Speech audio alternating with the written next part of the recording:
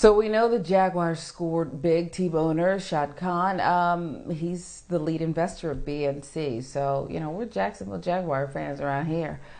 What other big winners, losers were there? Let's get some perspective now from former Super Bowl champion Will Blackmon. Thanks for joining us on BNC. Start your day. We appreciate it. Tell us, you've been watching. What other teams were big winners? Because it's tough to tell. There's been some bust out there, but you know football better than anybody else. Who else was a winner? Who else? Not so much. First of all, I should have worn my Jacksonville Jaguar hat. Like I totally missed That's the ball right. on If you that. know, Speaking of hello. football, I Right. got Jacksonville footballs back there, so we're good. I definitely. Okay.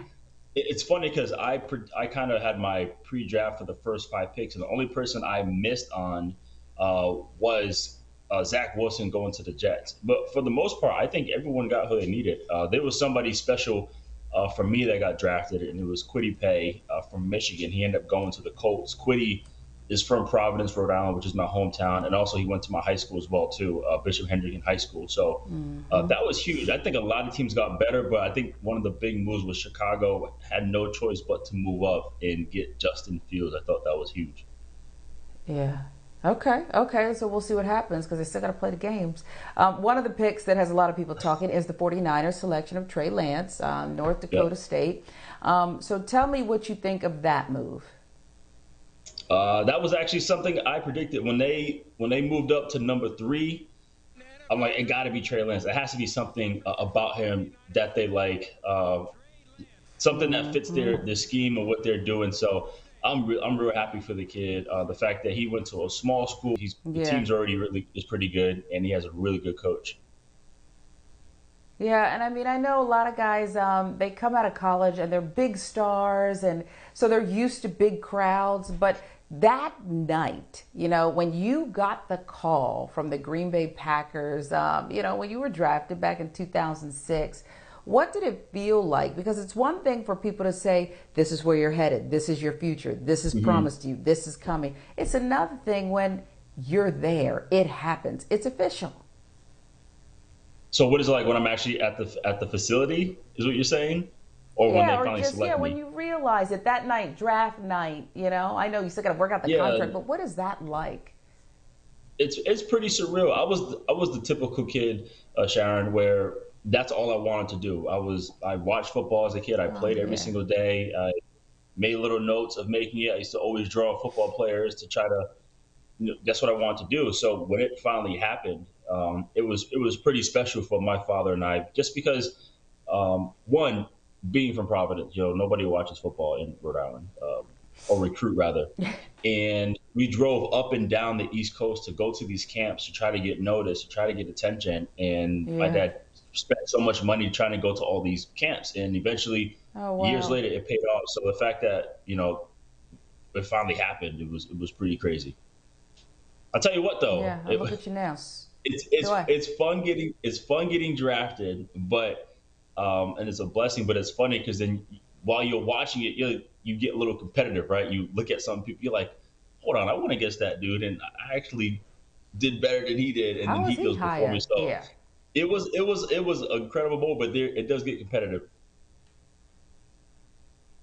How quickly, though, do you go from that high, right? And you're celebrated by your family, your friends, fans, everybody. And then you get that knot in your belly, if you do, I don't know. But you realize this is a job. And even no matter how high you go in the draft or where you go in the draft, this is a job and you're going to have to prove yourself and be part of this culture and this team and this group thing.